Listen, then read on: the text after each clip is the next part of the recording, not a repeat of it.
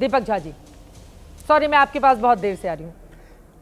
चित्रा जी बहुत बहुत धन्यवाद। मैंने किसी के बीच में नहीं बोला था, उम्मीद करता हूँ कोई बीच में नहीं बोलेगा। बोले बातें जननी जन्मभूमिश्च स्वर्गादपि गरीयसी, ये हम संस्कृत में कहते हैं जननी और जन्मभूमि। वंदे मातरम, वंदे भारत मातरम। वंदे मातरम का अर्थात हुआ माँ तुझे सलाम, माँ को नमन।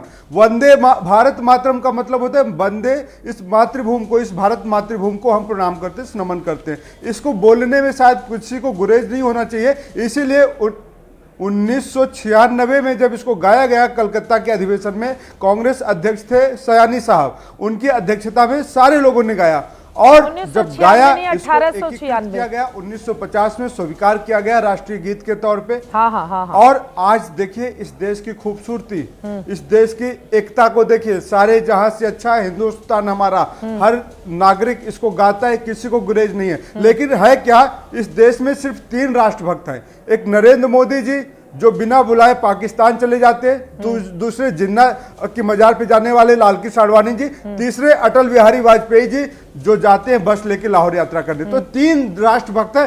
नेहरू जी की गलती, महात्मा गांधी की गलती, सुभाष चंद्र बोस की गलती, गुरुदेव रविंद्रनाथ टैगोर, सबकी तो गलती है। इतिहास पूरा गलतियों से भरा पड़ा है। सिर्फ भाजपा आरएसएस का इतिहास है। ये वाली गलती तो हुई ना। अब देखिए वंदे मातरम में काट छाट भी कर दिया गया, लेकिन फिर भी गाने वाले वंदे मातरम बोल नहीं रहे हैं। दीपक झा जी क्या फायदा हुआ बताइए, फिर उसको मूल रूप में स्वीकार कर लेते।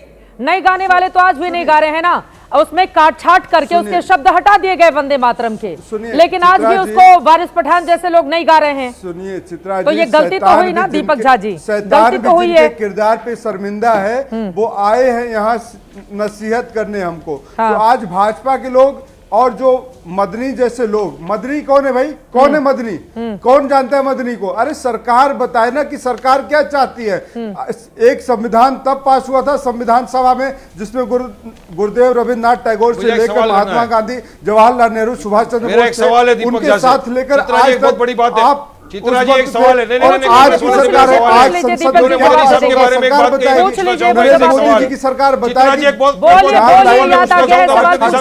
जोड़ना चाहते या नहीं जोड़ना चाहते। तो बेवजह बयान देकर कांग्रेस के प्रवक्ता ने अभी मदनी साहब के बारे में अपशब्द इस्तेमाल किए। मैं पूछना चाहूंगा क्या ये कांग्रेस का ऑफिशियल स्टैंड है? क्या ये ऑफिशियल स्टैंड है कांग्रेस का कि मदनी साहब के बारे में इन्होंने इतने शब्द इस्तेमाल किए? मैं हालांकि मैं इनका प्रवक्ता हूं, लेकिन मदनी साहब एक सीनियर उलेमा है, हमारे देश का सबसे पहला धर्म है, भारत का राष्ट्र धर्म, भारत का संविधान।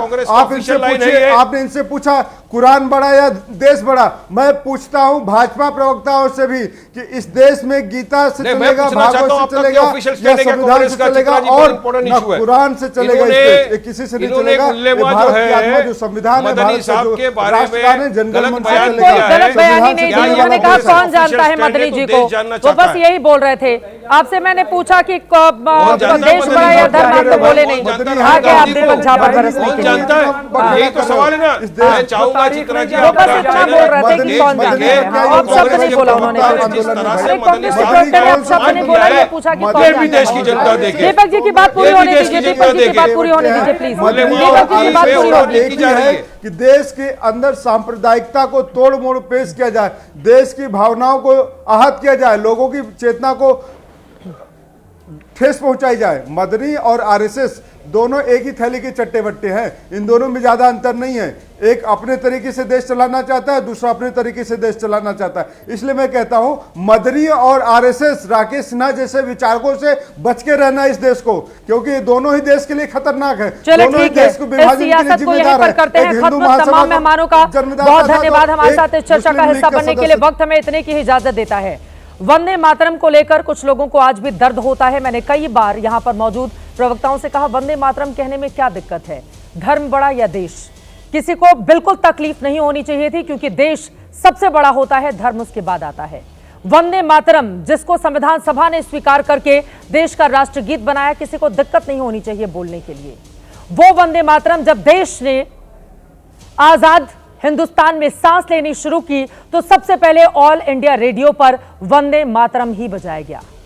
लेकिन देश में कुछ तथाकथित ऐसे लोग हैं जिनके दिमाग में अभी भी मजहब की दीवारें इतनी गाढ़ी हैं कि उनको दिखाई नहीं देता है कि देश सबसे पहले होता है, और जिनको ये बात समझ में नहीं आती उन्हें समझाना हमारा काम नहीं है। इसी के साथ महादंगल में अभी के लिए बस इतना ही।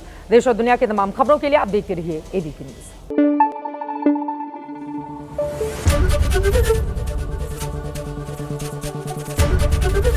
एबीपी न्यूज आपको रखे आगे।